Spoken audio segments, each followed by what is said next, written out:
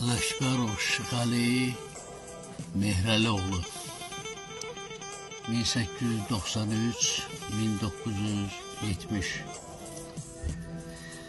Oralgahın ən yaxşı kişilərindən biri olub. Adlı sanlı, sakit və vətəni üçün, xalqı üçün ən çox iş görən kişilərdən biri olub. Uzun müddət gəmi kapitanı olub. Müharibə dövründə 41-45-ci illərdə Astərxandan Bakıya Alman əsirlərini daşıyıb, yaralılar daşıyıb Bakı hospitallarına. Buradan müharibə üçün Astərxana taxıl və lazım olan sursatlar daşıyıb. Çoxlu orden medalları olub.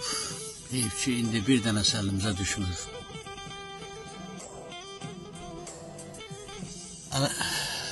Şıxəli kişi ömrünün son vaxtlarında tir dükanında işləyirdi.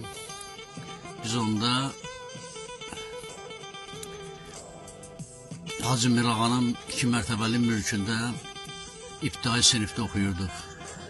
Boş vaxtımız olanda gəlib onun tir dükanına girib tamaşa eləyərdik. O vaxtı güllə atmaq falan bunlar bizə çox qəribə görünərdi.